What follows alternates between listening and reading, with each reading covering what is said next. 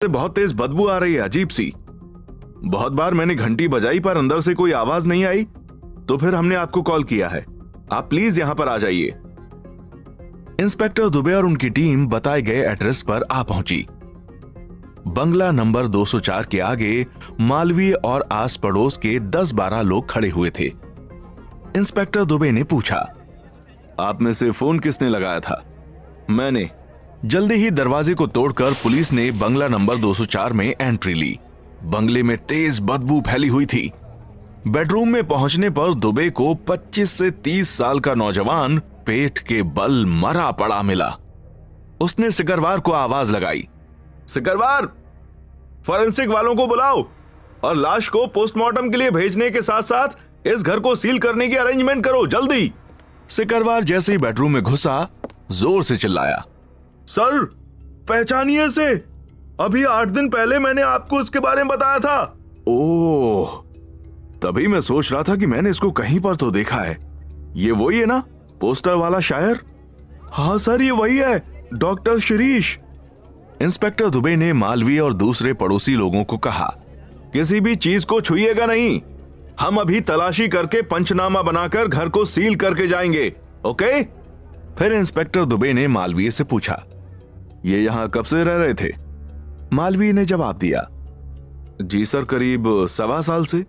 Mansarovar hospital में job करते थे। ज्यादा तो उनके मकान मालिक को ही मालूम होगा।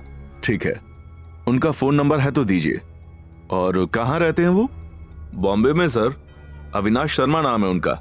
और ये लीजिए, ये रहा उनका नंबर। इसी बीच एम्बुलेंस और फॉरेंसिक की टीम वहां पर आ पहुंची। टीम ने बेडरूम की तलाशी ली तो उसके बेडरूम में वार्डरोब में उसके कपड़ों के साथ कुछ महिलाओं के कपड़े मिले। कुछ पेपर्स, डायरी, फोटोग्राफ्स और 12,000 रुपए भी अलमारी से मिले।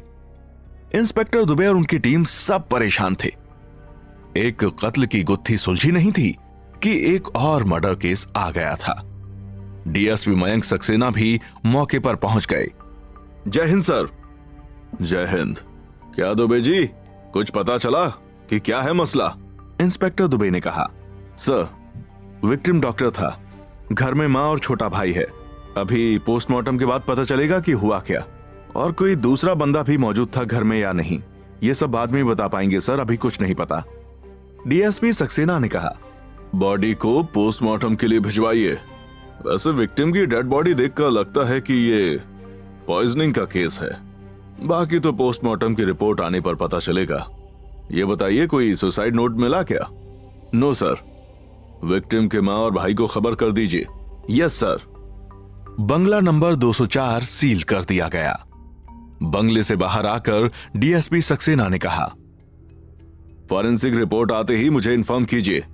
यह सीधा साधा केस नहीं है, कोई रिवेंज एंगल, क्रिमिनल मोटिव है, पर वो अभी क्लियर नहीं है। ये जितना सीधा नजर आ रहा ना, उतना सीधा केस नहीं है। इस बंदे का पूरा रिकॉर्ड निकलवाइए, घर वालों को बुलाइए, देखिए कहां जाता था, किससे मिलता था, कौन दोस्त थे, और बाकी सब, कोई दुश्मनी नई या पुरानी, सब कुछ पता लगाओ उसके बारे में। Yes sir. इसके वार्डरोब से कुछ लेडीज कपड़े मिले हैं सर, जबकि विक्टिम बैचलर था। ओके, पता करो कोई अफेयर वगैरह का चक्कर तो नहीं। घर वालों से पूछो, हॉस्पिटल में पूछो, कोई गर्लफ्रेंड हो। जी सर, हम ऐसा ही करेंगे। डीएसपी सक्सेना जीप में बैठकर चले गए और इंस्पेक्टर दुबे अपने काम में लग गए। शिरीष के बारे में ज्यादा जानकारी लेने के लिए इंस्पेक्टर दुबे ने मकान मालिक को फोन लगाया। हेलो अविनाश जी, मैं इंस्पेक्टर दुबे, कोलार थाने से। जी, आपके किराएदार की मौत हो गई है, जांच के लिए आपको भोपाल आना होगा।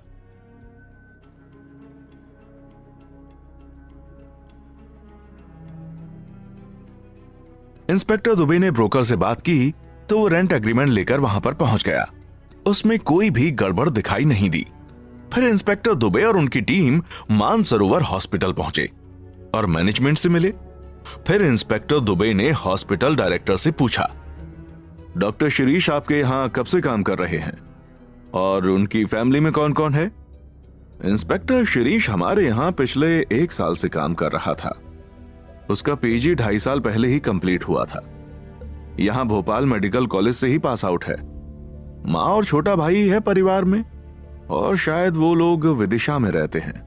वो यहां पर अभी बैचलर ही था। पर आप ये सब क्यों पूछ रहे हैं, क्या बात है? दरअसल डॉक्टर शिरीष इज नो मोर। वो मर चुके हैं। अभी डेड बॉडी पोस्टमार्टम के लिए भेजी गई है ताकि पता लग सके कि ये नेचुरल डेथ है या कुछ और। आपके पास उनकी मां का फोन नंबर या कोई पता है तो हमें दीजिए, हमें उनको खबर करवानी होगी। शिरीष की मां और छोटे भाई को खबर कर दी गई। उन्हें पोस्टमार्टम के बाद शिरीष की लाश सौंप दी गई। इंस्पेक्टर दुबे शिरीष की पोस्टमार्टम रिपोर्ट और फॉरेंसिक की रिपोर्ट का इंतजार कर रहे थे ताकि मौत के समय के कारणों का पता चल सके। फॉरेंसिक की रिपोर्ट आई, पर केस में कोई भी लीड नहीं मिली। केस जहां था वहीं रुका रहा। 13 जनवरी 1999 डॉक्टर्स की एक टीम डीआईजी के ऑफिस पहुंची। उन लोगों ने अपने साथी के मौत की तहकीकात को लेकर डीआईजी को अपनी मांगे लिखकर दे दी। डीआईजी ने डीएसपी सक्सेना को ऑफिस बुलाया और कहा, Mayank, I want this case to be close soon. मुझे रिजल्ट चाहिए। कैसे भी करो इस केस को सुलझाओ। बात होम मिनिस्टर तक पहुंच गई है।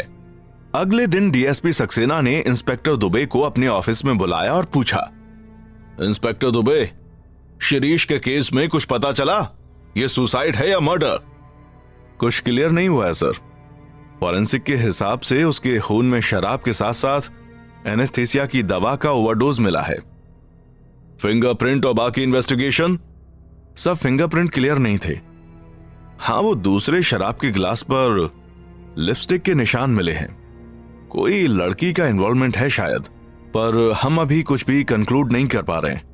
अभी उसके साथ जुड़े लोगों से पूछताछ हो जाए, फिर कुछ पता चलेगा। यह नशे में हुई मौत भी हो सकती है, या सुसाइड भी हो सकता है, या फिर किसी की साजिश भी हो सकती है। आप पूछताछ जल्दी कीजिए। जिस पर भी शक हो उसको उठा लो। मुझे ऊपर जवाब देना है। Make it fast, okay? Yes sir. थोड़ी देर रुककर सक्सेना ने फिर से कहा, आप जांच जल्दी से जल्दी पूरी करके पता लगाइए कि कातिल कौन है, और वो कोलार केस की भी पूरी रिपोर्ट मुझे दीजिए। वो टैटू वाला क्या एंगल है और आपकी पूछताछ की सब डिटेल्स चाहिए मुझे। डॉक्टर शिरीष की मौत नशे में हुई थी या इसके पीछे कोई साजिश थी? कैसे सुलझेगी कत्ल की ये गुत्थी? जानिए अगले एपिसोड में।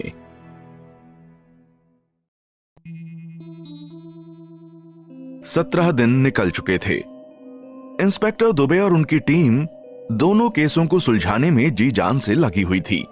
डॉक्टर शिरीष और केस से जुड़े लोगों से लगातार पूछताछ की जा रही थी, पर कहीं से भी कोई क्लू नहीं मिल पा रहा था।